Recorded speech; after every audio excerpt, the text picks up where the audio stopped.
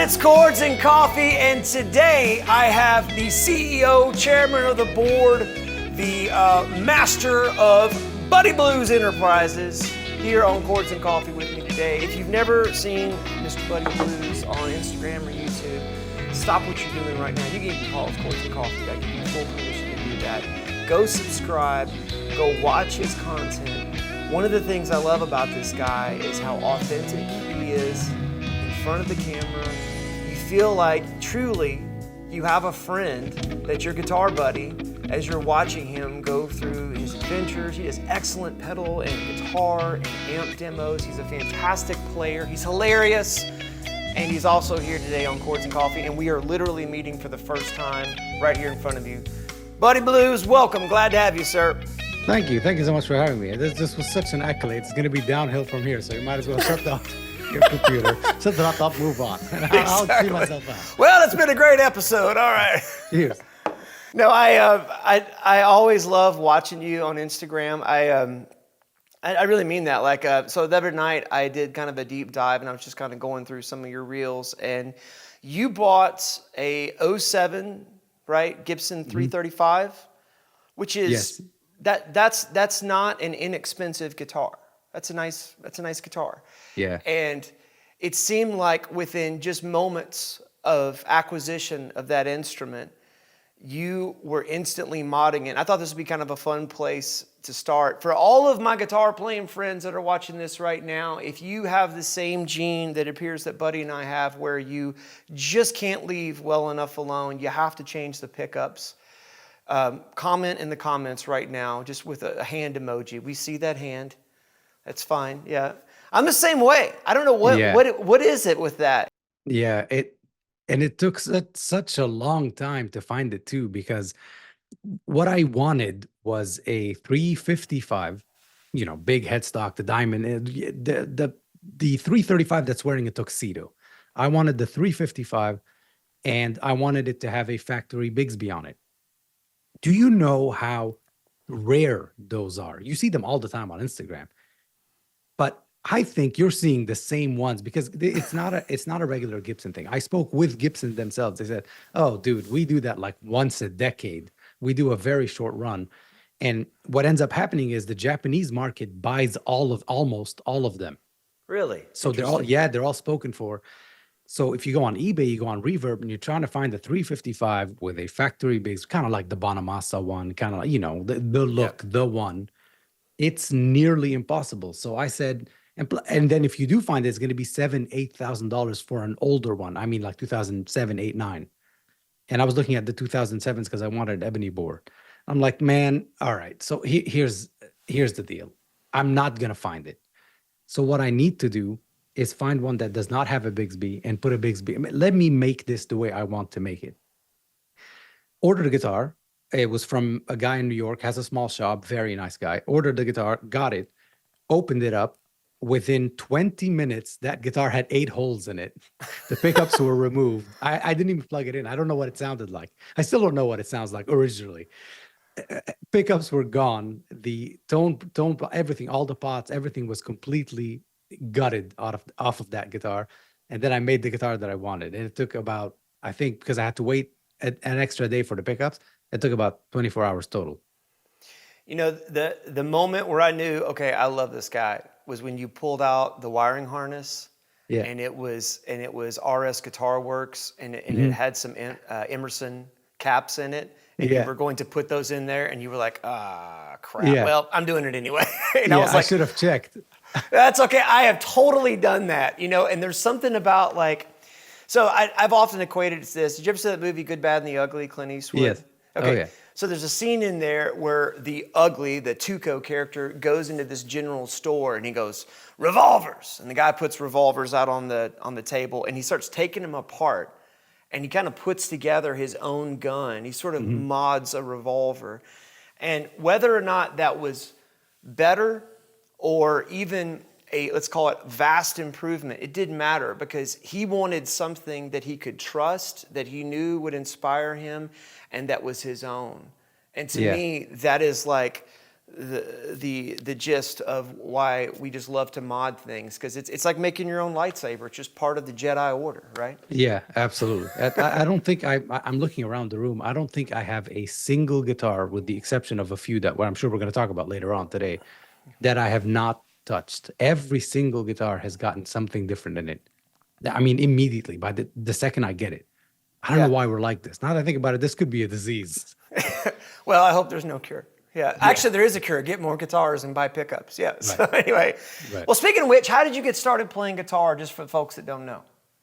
It was a weird journey. I started with piano first. So I started with classical piano. And by the time I reached the age where you couldn't really impress people with Liszt and Chopin on the piano, a certain demographic of people. I was 14. Yeah. So electric guitar. It has to be electric guitar. And I've just fell in love with the idea of it. And I remember going online. The internet was very new, and Googling electric guitar and seeing the first thing that come up was Paul Stanley's what is it called? Iceman? Iceman. Iceman. Yeah, you yeah, know, the Ibanez thing, Iceman. the most Yeah, yeah. famous guitar on earth. Right. And I'm like, oh, that's gonna be me. That's my life. And then was up on the second floor of our house, and we used to rent it out to students to the American University. And the guy's door was a little cracked, and I saw inside, and I saw him holding a neck of something, a guitar, and playing. And I'm like, oh, that's going to be the guy that's going to teach me, because he's going to be here for a few semesters. I got this. And that was it. I opened his door, quite literally opened this with zero privacy. Opened his door and said, that's a guitar, and I really want you to teach me. He said, no, that's a bass, but I would love to teach you. And that's how I started. He introduced me to blues. He introduced me to Pink Floyd and all of that. So did you learn to play bass, or did he teach you guitar from the He bass? taught me guitar. He was a bass Nice. player that taught me guitar. He wasn't good at guitar. I was null at guitar. I was not a zero at guitar, but we made it work. I mean, he knew a few chords and stuff like that. That's awesome. About how old were you? 14. 14. That's Yeah. cool. That's cool. I picked up guitar when I was 16, and I begged my parents, because I had friends that played, and I remember the first time I saw a kid that was close to my age playing guitar that looked like he knew what he was doing. Mm-hmm. And I was like, gosh, that's so cool. And then we went to a little tiny Methodist church. This is when I lived in Tennessee, out in the middle of nowhere. And That's there where was a that guy- accent comes from. There it is. Yeah. Oh, yeah. Hey, I tell you what. Yeah, I'm originally from Tennessee, but I moved from Tennessee to the Boot Heel in Missouri, and then all up and down Missouri, and then eventually Kalamazoo, Michigan, where I really got just tremendously blessed, was surrounded with some musical mentors that changed my life, and then I came back to Missouri. But anyway, the pastor of that little Methodist church was a guy named Dave Stewart, who had originally been in radio, and he wrote songs. And as a young kid, I mean, imagine being a guy and he was kind of a one-man show. You know, he even did like little magic tricks for the kids and stuff, Yeah. like little children's time. But he would like write songs, and I just thought, oh, okay, well, that's just what you do. You know, when you have a guitar. And so that's really cool to hear. I got started. Now, was your family supportive of your musical journey? Oh, or- yeah. Oh, Very God, cool. yes. Yeah, Tell me absolutely. about that. My mother is really the reason we got into music at all. And my brother and I, when I say we, I mean my brother and I, were just two. No one before us was a musician in the family. Yeah. So I don't know. I do believe in the whole genetic thing, but let's not get into that. None of the, anybody that's before us was a musician. So my brother and I, we kind of started that within our little family. We started that, but it was because of my mother, because my mother would make us listen to, at the time, we're like, oh, we don't want to hear this. I want to hear Eiffel 65's new whatever. But she would make us listen to Mozart, Chopin, Beethoven, all the really the classical music, and got us really into it from a very, and I mean very young age, 2, 3, 4 years old. And there's tests in the middle of your high school thing. I don't know. I guess you guys call it FCATs here. Whatever. There's tests that you have to take. They're official tests that you have to take with the government. And my mom said, if you pass those, I will buy you your first guitar. And my dad said what she said. My dad thought I was going to get like a classical guitar and play like classical. And then my mom and I passed the tests, but barely passed the test. My mom and I walk in with a Squire pack, the one that has a amp Oh in it yeah, and electric lights, yeah. and it has a button that says gain, and you click that, and everybody's life is ruined. And he was like, "Oh God, that is not at all what I envisioned. I thought you were gonna get him like a classical nylon string guitar. What are we doing?" What have we done? So, what did your brother play? He played guitar too? Bass. He played Bass. bass. Yeah. Okay, so here's what's cool, man. So I'm the oldest of three boys, Mhm.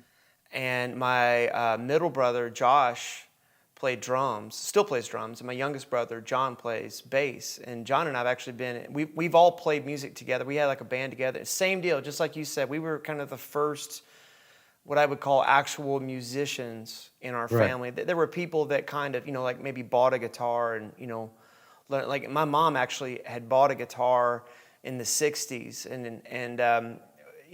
it was I don't even remember what it was. It was probably like a harmony or something like that. Mm. And, had learned like Where Have All the Flowers Gone, and that was it.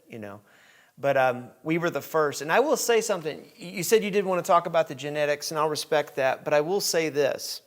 I've played music with a lot of people, and you have too. And there is something about having that familial connection, because I think we feel the passage of time the same. Because with my family, there's things, and you can get that with people that you've played a ton with, you know what I mean? Where you sort of invariably go vroom at the same time, or just do something Right. at the same time without Yeah. even communicating it, But like with your family, there's things because of your same sort of life experiences. Like for example, listening to Mozart, which is funny because when I listen to you play, when you're doing demos. One of the things that I've noticed about myself, and I do demos, I mean, you've done a lot more than I've done, Right. but one of the things I've noticed about myself is that I'm attracted to demos where I like the way not only the guy plays, but like the tone and just the general feel of it all. And to me, some of that is like, you can't hide your personality. It's going to come out in your guitar playing, right? Yeah. But some of it is also, I think it's a kindred spirit too. You know what I mean? Like, because there's just some people when you hear their demos, you just sort of say to yourself, or even if you don't articulate this way, you just sort of feel like, I like this guy. I'm going to watch more of his demos. You know what I Right. mean? Yeah. Yeah. With my audience, it usually goes either way. I mean, I've been blessed with a very, very, very kind on audience, but sometimes it goes either way because my personality is very, very striking and sharp. So here's how it goes. I love this guy and I'm gonna subscribe. I'm gonna watch everything he does, or oh my God, I never want to see this person again. There is no middle. See, there's a lot of people that have middle. Like, let's say RJ Ronquillo, the king of YouTube demonstrations and YouTube Oh yeah. guitar, and just, I love RJ. RJ is a very middle of the road kind of guy. So He's a you likable can't, guy. yeah, Yeah. you can't not like, he will give you zero reasons to not like him and a lot of reasons to like him. You'll never go on there and find a complaint about RJ on his demos. You'll find people that are jealous of his hair, but you'll never find comments about his He's got personality. great hair. I Yeah, know he does. that. Yes. He does. Yeah. But like, he'll never strike and then there's a half now. So that's the thing with me. It's like there's a camp here and a camp here. Love this guy, I really hate this guy. Nothing in the middle. No, I Nobody's don't been think good. anybody hates you, but I will say this. I enjoy the fact that you will speak your mind. I'll say it this way. There was a string company that you had referred to as your throwaway strings, and then you caught yourself, Yeah. and then you're like, well, I guess I'll never work with them. And I love that. You know what? You know Yeah. what's in short supply? And it's true, by the way. They Well, did see that. They yeah, did yeah. see that. Well, hey, it's okay. You know what's in short supply on the internet is authenticity. Amen. And, I think sometimes, oh gosh, I'm so tempted to jump on a soapbox. I'll just put my toe on it. Sometimes what happens is that we want to be our authentic selves, but we're scared. The fear of man comes over us, right? And we're scared. And at the same time, I'll bring it back to you. One of the things I love about your videos is that I love watching you say, I'm not going to do this, and then talk yourself into doing that, or like in real time, you're willing to be vulnerable and go, okay, fine. You know what I mean? And then you end up, putting the washers on there when you did want to do it originally. I'm going back to that 335 video. You know what I'm talking Right. about. But a lot of people would cut that out. A lot of people, like music, a lot of people want to quantize and, pitch correct their social media. And what's funny is that here we are, social media is kind of, the new bacon and beans circuit, for the Wild West of, the music scene. Absolutely. Yeah. And just like you said, I mean, now that I think about it, the only editing that I do, English is my third language. It's not my second language. It's not my first language. So the only editing that I do is when I make English mistakes. That is it. Well, whenever I make a mistake that will make the sentence incoherent type of thing. Yeah. That's the only type of editings that I make, to where, like I just said, editings, for example. Editing is what you're supposed to say. Like I wouldn't edit that out, for example. Stuff like that, where you're going to understand me. But if there's something that's going to could be misunderstood, like if I say the treble is spiky when I don't really mean spiky, that could hurt the company, that could misrepresent the pedal, whatever. Like those are the only type of edits that I do. Other than that, it's open the floodgates, spew whatever you think of that is completely honest, and hope for the best. And that whole idea has been kind to me, and it has paid off. I don't mean money. It has paid off, but with kindness of people that really see what we're trying to do, or what I'm trying to do. Yeah. They really do understand why I'm doing the thing. Because I said it previously on another podcast I was on not too long ago.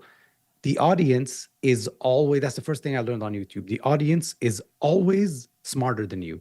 They are always more intelligent than you, and they have the biggest nose on earth, and they could smell your lies from miles away. Yeah. Yeah. And also, trying to be somebody you're not it's not sustainable rhythm. It's exhausting. Yeah. Eventually it will. And so one of the things that's really important to me is encouragement. I'm an encourager. And I feel like right now in this moment, there's somebody watching, and there's somebody who's wanting to get their own, YouTube or Instagram. And by the way, I was just thinking about this before we got started. What an amazing resource Instagram and YouTube are for a guitar player. I mean, changed my life. Yeah, and not only that, but just like as far as like just learning stuff. You know what I mean? And picking up little, like there's not a day that goes by where, now granted, it's also a fantastic time suck and can be a toxicity that you need to remove from your life if you don't like wield it with discernment and wisdom. And so, but to that end, somebody's watching this right now and they're like, man, I want to do what, Buddy Blues is doing.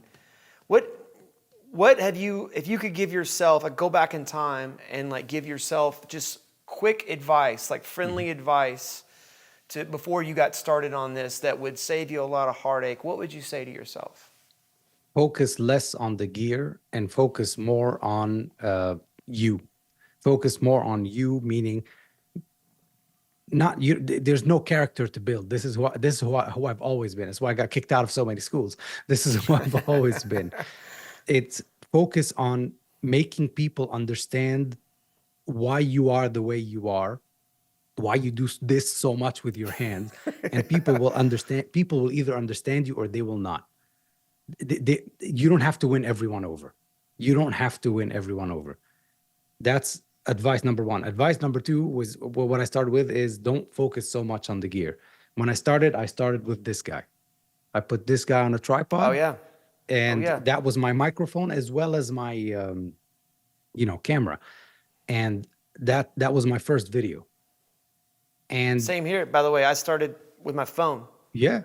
Same here. It's a great tool, lovely tool. People to this day, like if you're into cars, Doug DeMuro still just uses an iPhone.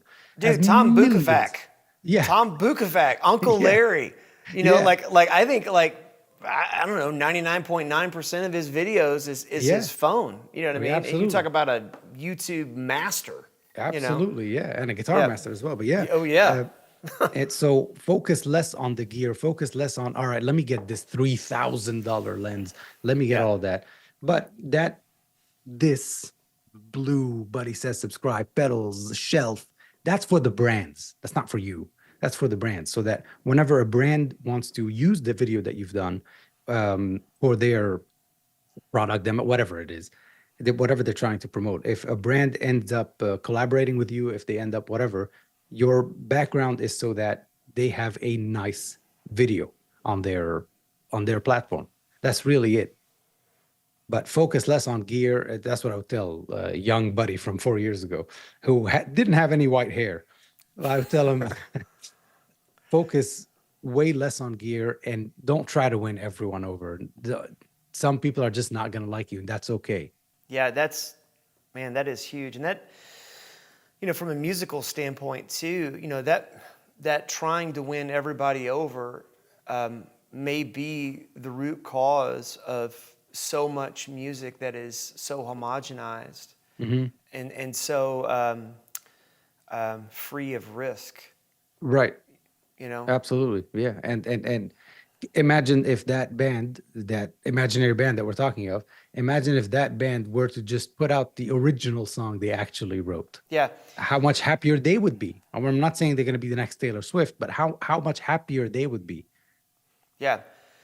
Yeah, and fulfilled, and also continue to be inspired too. Man, let me ask you this. So this is actually just for me. I'm just curious. One of the things that so every week I have a Chords and Coffee, and I have to come up with something. And there's some weeks where I'm like, and I'm struggling to come, because I feel like a long time ago, in terms of like what I can teach on guitar, like I feel like I pedaled right past that, and now I'm like, just sort of either rehashing things, or maybe this is too much vulnerability for Chords and Coffee, but I feel like I'm scraping the bottom of the bucket sometimes. Do you ever feel that way, or how do you come up with content? Often. Yeah. First of all, I've heard you play and you're talking nonsense. Number one. Number two, often. Yeah, Thank often. you. I'm in that boat often. And what the quickest, what do you call it? Like the quick fix for me to get myself up and going and really excited is I learn. So there's this short format video that a lot of creators are doing nowadays, where like learn this lick of the day, learn this blah, blah, blah. And you learn a short thing of a song that you like, whether it's a genre of music you listen to or not. So like right now I'm trying to learn a solo from one of Django Reinhardt's songs, I'm sorry, on guitar. Very difficult, very challenging, very fun. I love gypsy jazz. I sometimes try to dabble in flamenco. I have nothing to do with flamenco. I'm Arabic. I'm from Lebanon. I have nothing to do with flamenco. But I love that sound. I love that Andalusian sound, all of that. The Phrygian and the dissonance. I love that. I try to learn that, but I don't try to learn an entire song and become proficient. And tomorrow I'm gonna go do Royal Albert Hall Bully Blues live at Flamenco Haven. No, but I'm gonna learn that 30-second, Yes. 1 minute guitar run that some guy did, and try to implement that into what I do. That usually gives me a very pickup, like a very big pickup. Yeah, what's funny? So I had this conversation, and I'm gonna crack the door on this subject with you. And what made me think of this is on your Instagram, you were I saw you cooking, and again I knew we were going to be buddies because you were in the kitchen wearing some flip flops, and I was like, well, this is my guy, right? Yeah. So I love to cook, and there is a direct correlation between food and music. Yes. Like listening is tasting. Yes. And 100%. Yeah, and I think a lot of times, because you just dropped a major nugget, and I hope everybody watching this caught it. A lot of times, as guitar players, especially friends watching this, where you're a little more analytical, a little more pragmatic, you might be tempted to say, I've got to learn all this so that I can do this. When in reality, just like you were just saying, it's like, no, just get a little bit of that spice in your cooking. And, you're not going to go do a flamenco album, right? or go play a show, but that's going to somehow manifest itself. And to use the cooking analogy, like I feel like, for example, I don't know if this even correlates, but so my wife, she prefers to follow a recipe. Like she does not feel comfortable just starting to throw things together. Yeah, mine too. Yes. Yeah, it's so funny. So but me, like I get in there, I like throw some olive oil, chop some onions, get some garlic going. It's like we can go any direction from here. Yeah. You know what I mean?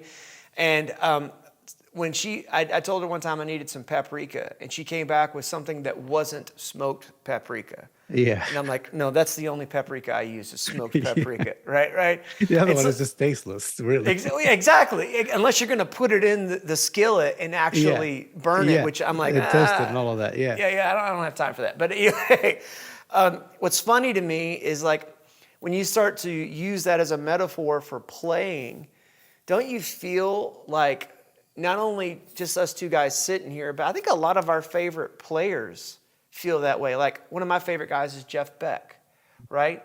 And I don't know if you're a Jeff Beck guy. I know I've heard. Oh yeah. Yeah. So like, he had that song. Was it Nadia where he was kind of messing with like 12 tone kind of stuff, where he was just kind of a little like it the sounded first time, very Arabic, that song. Yes, exactly. Yeah. And even if you didn't know, like if you didn't have kind of a framework for that, you might go, is that out of tune? And it's actually, no, he's like purposefully with the whammy bar, trying to find these in between notes.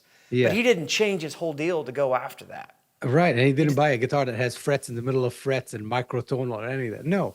Right. And so it's cool that you hear, I would love to hear you talk about the whole food music correlation, especially as somebody that loves to cook. It's what you said. It's building blocks.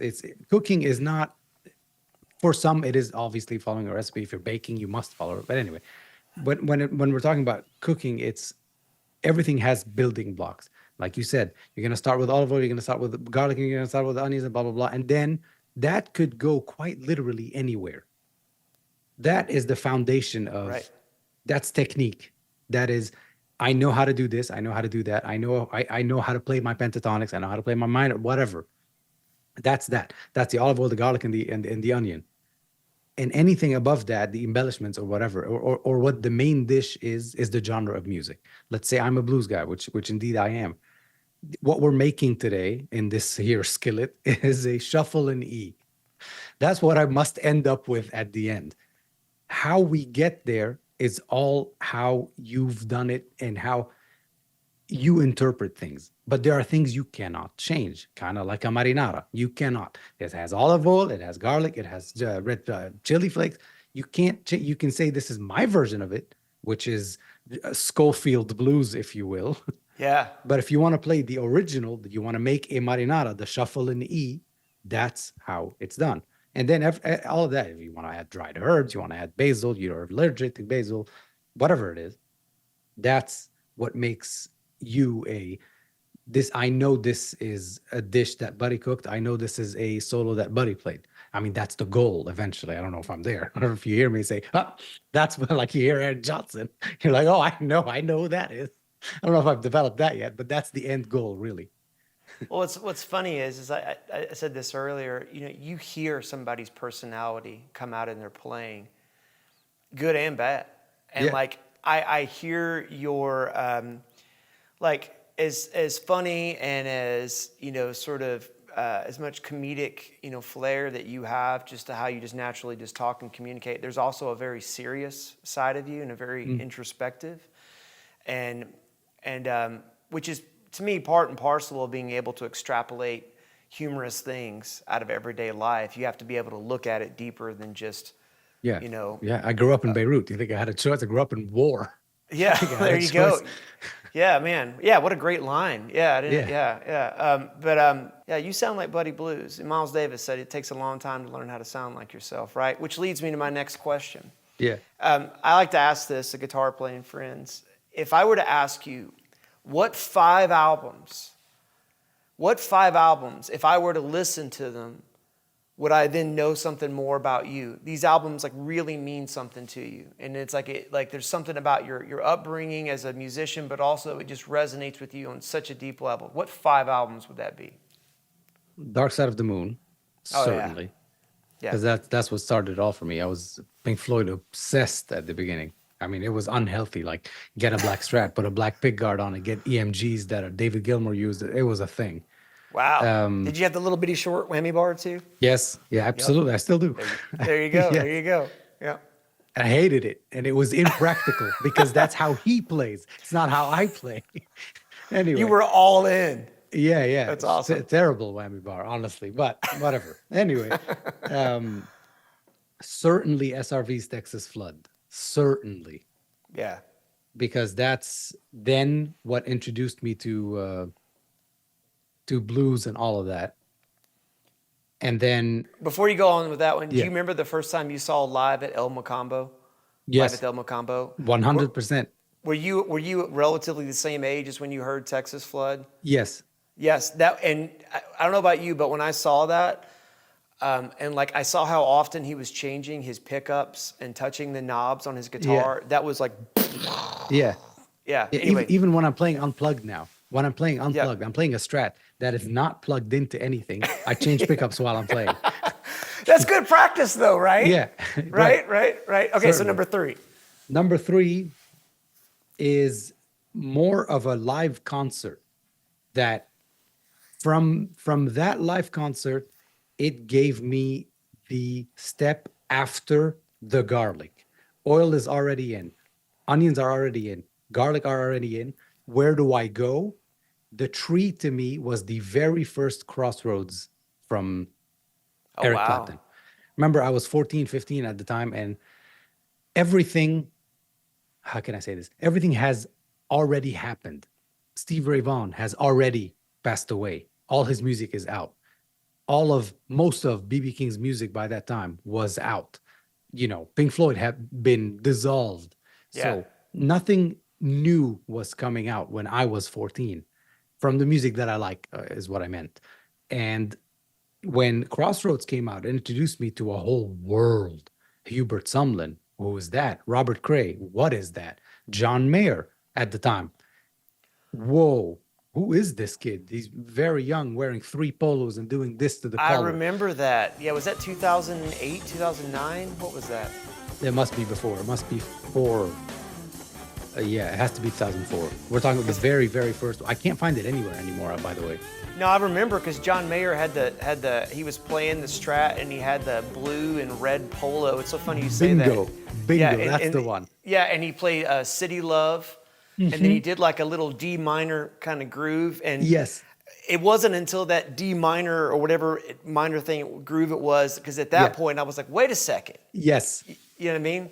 100%. That was Yeah. it. It was that little, and then he was doing like the extra faces at the time. But Yes. I'm not gonna do that. Yeah. But to me, that was like, whoa, what is that Mm-hmm. sound? That's what a Strat should sound like in my head. Mm-hmm. That's when I got introduced to him. And Eric Clapton, before that, believe it or not, before that, I didn't know really who Eric Clapton was. I just jumped from classical piano, Liszt, Mozart, this stuff. So Eric Clapton, Steve Vai, wait a second, there's these 2 guys with very long beards, and they play together and they do this little show and they talk about Texas a lot. Yeah. They sound amazing. What's that? ZZ Top. Whoa. It was one hit, Buddy Guy. It was one hit after the other on that DVD. And at the end, you get to what seemed to me like not a real person. It seemed to me like it was just a light that walked out, and this is a really big guy, walked out on the stage, sat down, and everybody was around him like he was a king. And who is Yeah. this king? That guy. Yeah. And that's when I got introduced to BB King, and then life toppled for me. Everything became upside down for me. I'm never touching a pedal. I'm never doing anything other than an amp and a guitar. This is who I will be for the rest of my life. I want to be that. That's awesome. That's a strong number 3, my friend. Yeah, I mean, he became my still is.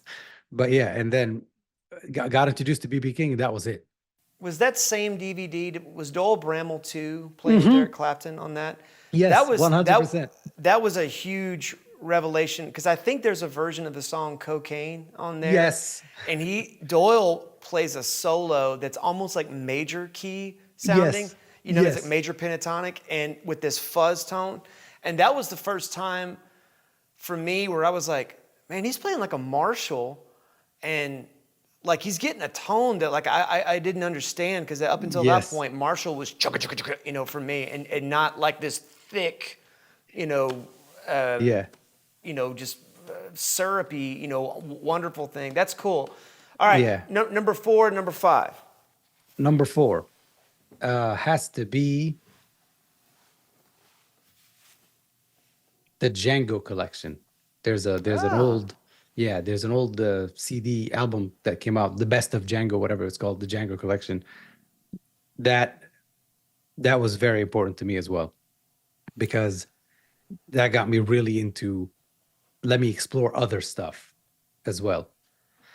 And then Dream Theater's what is it called? Scene, whatever, the album that has Home on it. It's called Scenes from a Memory, I think it's called. okay. Yeah, see, I total respect for the John Petrucci, but I just never got into. Me neither. I don't like Yeah, them. But yeah, yeah, please don't let me be misunderstood. I do not like them. But but that was, you listened to that album enough, right? when I was young, yes. Yeah. When I was young, I listened to that album a lot, and that made me like the melodic solos. It was really two songs off of that album, to be honest with you. It's one is called Home, and the other one is called Victoria, something about Victoria something. And it has a solo in it that was beyond beautiful, beyond beautiful. And I've always wanted to learn that solo. You know what? And I will learn that solo. I still haven't to this day. That's funny. It's so funny you say that, because literally when you said Django, there's a song, I think it's called Nuage. Am I saying it right? Yes, that's the song I'm learning currently. Yes. Yeah. I love that song. And that's one of those that like, I'm like, so like Willie Nelson has a version of it. Yes. I heard, there's just a powerful performance of Julian Lage playing that with I can't, forgive me for not remembering the other cat's name, but the other guy is just as stout as a guitar player, Yeah. and they're playing that.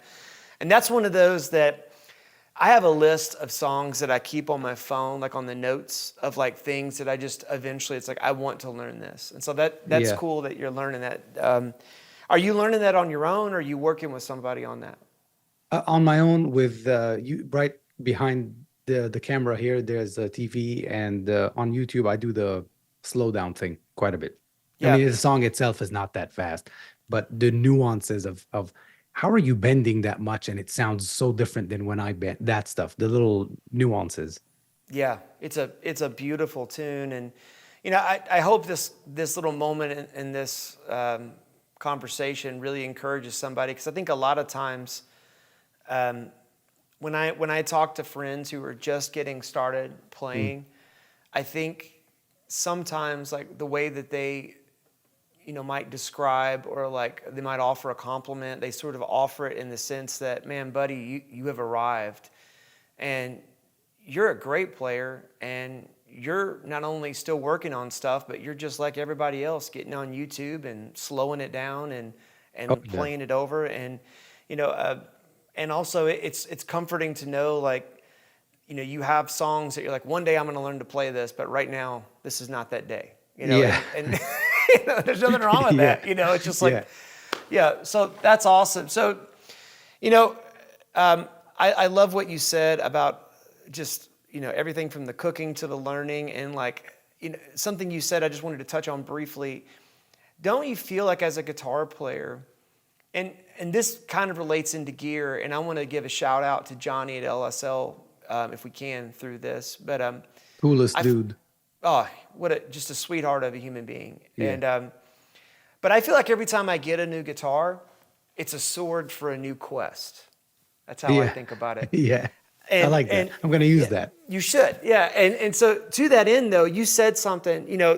We go through these, like when you were talking about when B.B. King made that impact on you, where you were like, I'm changing my whole deal, but yet, you use pedals. I mean, you demo pedals, and I've even seen you, roasting people's boards and things like that, which is awesome. That is new to me, though. Pedals is new to me. That was the whole point of the channel.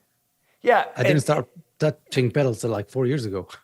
yeah, and that's my point. Is like Yeah, as guitar players, like you can guarantee you are going to evolve and change. 100%.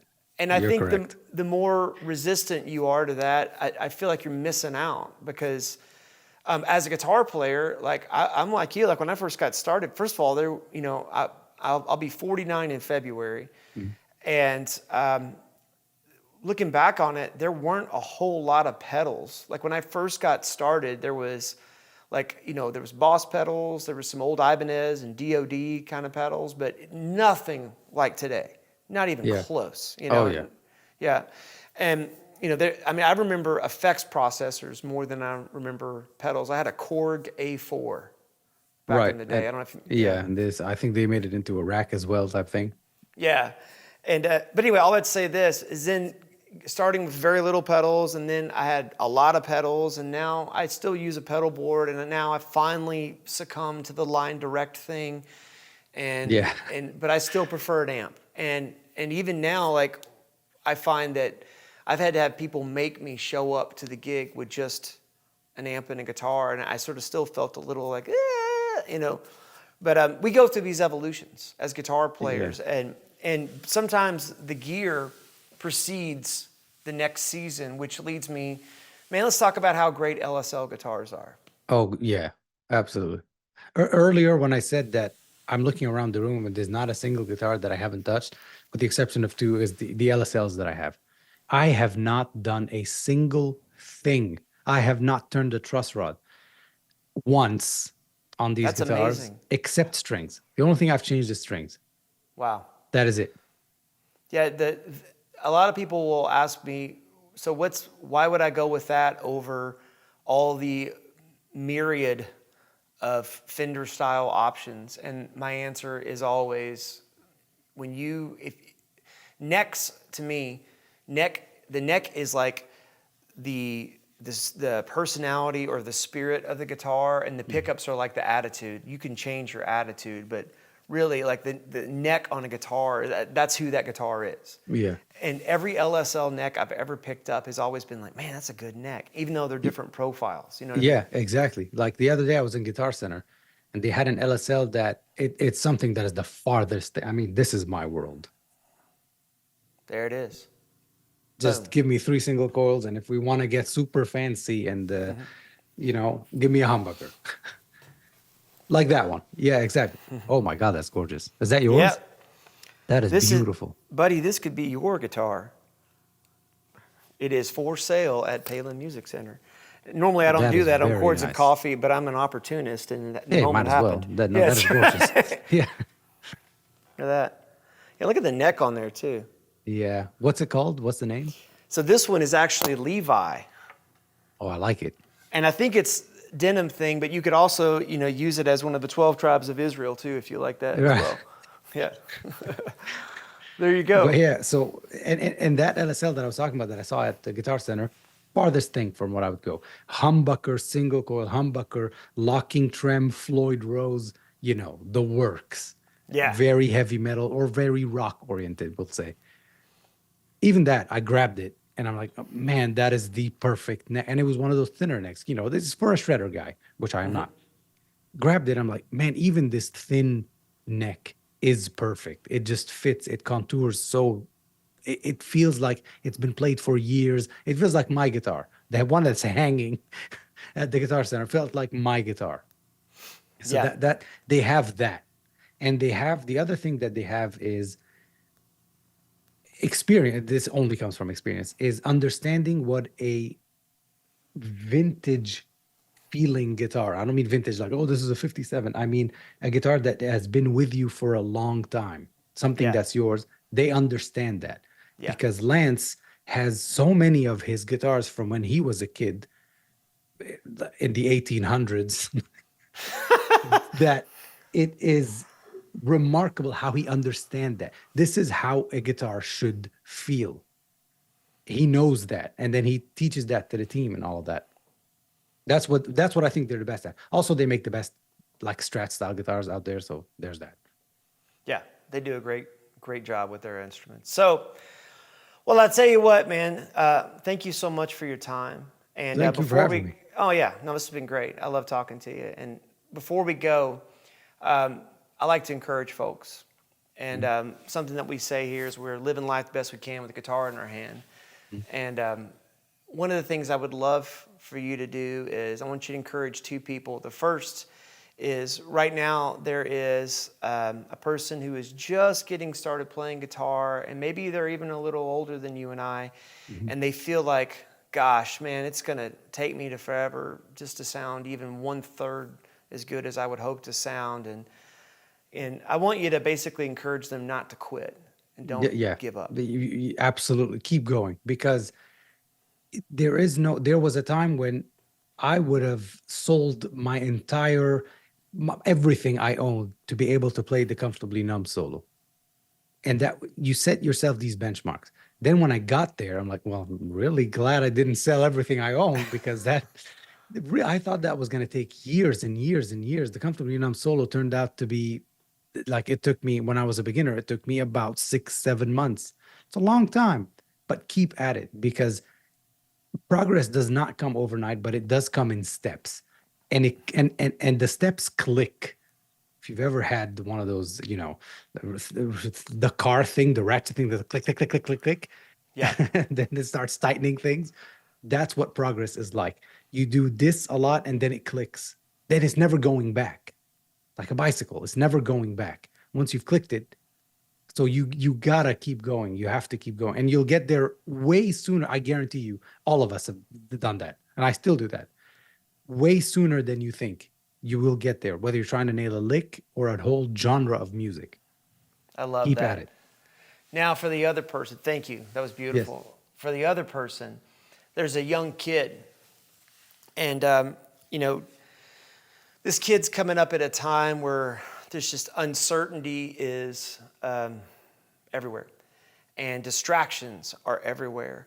And the temptation to succumb to the machine, to just be sort of, another person doing the same old thing as everybody else. And basically the temptation to want to be famous more than wanting to be influential and to have something to say as either an artist or a musician. The temptation is just probably way bigger than what you and I have experienced, coming up as young people.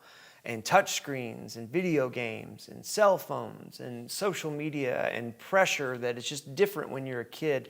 How would you encourage that kid? And honestly, what would you encourage them to do to stay the course and to be making music for all the right reasons? It comes down to, I like to see it as roads. You could get on, you want to go from point A to point B, you can get on the highway. You can get on Interstate number 4 and it'll take you there. And it's probably going to take you there the quickest way. The opportunity cost is what they call it in business. What you're missing on the side is A, the journey, number 1. Yeah. B, the scenic route could be an option. The scenic route, in this whole metaphor that I have concocted within minutes, behold my intelligence. The scenic route is the people that you're going to meet along the way, the music that you're going to make. This applies to everything, not just, again, I'm no guru here, but we'll talk music. But the journey that you're going to take, because to become famous, we have to understand there's a difference between famous and infamous. To become famous on Instagram very quickly is not something you want. You're not going to replicate the Justin Bieber thing. Usher will not find you on YouTube for doing, the ridiculous or the whatever. Fame and infamy is a very thin line. You got to choose where. What I always do is, I'll get back. I encourage people to watch a video about the cherry pie guy. May he rest in peace. He was defined by that one song in the 80s. I forgot his name. You're talking about Warrant? I think so. The guy that, what was his name? But yeah, the band was Warrant. Mm-hmm. Yeah. Yeah, exactly. Yeah. And they made a song called Cherry Pie. He hated Cherry Pie. He despised that song. but that's the guy he became. Any and everything you put out there, whether it's on social media, whether it's you're talking to a person, whether you're outside on the street, anything you put out into the world, you better bet that that could be the thing that you will be defined by saying or doing for the rest of your life. So make sure that you are very aware of that before you do or say anything to people on the street, to someone driving next to you, or on your instrument or on your YouTube channel. Any and everything you say may become viral. Are you willing to be that person forever? Are you willing to be that guy forever? Because we know a lot of YouTubers, you and I, that started with one thing and now are completely different and no one's watching them anymore. Like I started as the whatever and now I'm doing lessons. No one's buying lessons from you because they want you to be that guy. So stay the course, but make sure that the course you're on is a course that you are willing to be on for a while and that you are comfortable with yourself in. But most certainly stay the course. Take the scenic route every once in a while. The quickest is not always the best way. Take the scenic route. Live, stop, smell the roses, look around you. Look how blessed you are every day. You have a guitar in your hand. Are you kidding me? You're the luckiest person alive. Have you visited Palen Music Center recently? Ask yourselves that. See how I do it? I'm a natural. Hire me. That was breathtaking. Thank you. I'll be your sales guy. Yeah, absolutely. Well, your heart. No, you're exactly right. And I think a lot of times, especially when you're young, you know, when I was much younger, I wanted to. Well, it's funny, but I'm blessed with not having the success that I hoped and prayed for when I wanted it. Because the truth is that the person that I was far more reckless, destructive, self-absorbed, and not dedicated to encouraging others and to helping others that I am today. And therefore, I would have used the same medium to be ultimately destructive, you know? Yeah, and you wouldn't have been, at the end, you wouldn't have been happy. And people around you, more than likely, would not have been happy to be around you. Right. Which is not the goal. Right. It's funny, yeah, 'cause sometimes the paths that, you know, we end up going on, you know, I definitely believe in, you know, divine providence and, you know, things happen for a reason. And, you know, I like the way you said it, like, don't be afraid to take the scenic route because there, you know, some of the things you're going to discover are going to be things about yourself that you could be, you know. I've heard it, yeah, you know, we're so obsessed with having. We need to be, do, have, not have, do, be. And that's a whole other Chords and Coffee for Nate and Buddy Blues. But man, did you think we were going to end up on that? No, but I'm glad we did. Yeah, me too. I'm glad we did. Man, I tell you what, I really love just having this conversation with you. And truly, for those of you watching, this is literally the first time this man and I have ever spoken. That is true. Yeah, and so. But I've seen your videos many times. Well, I've seen your videos, 10 more minis than that. You're welcome, absolutely. And man, I appreciate you being here. You know, like I said, we're living life the best we can with the guitar in our hand. We do this every Saturday morning at 9 a.m. Central Time here on YouTube. Thank you guys so much for watching. Please, before you tune off on this, go click on every single video Buddy Blues has made. Follow him on YouTube. Follow him on Instagram. He's funny, he's super entertaining, and he's going to help you be a better guitar player. Thanks for being here, my brother. Appreciate you. You guys have a great day. We'll see you. Cheers.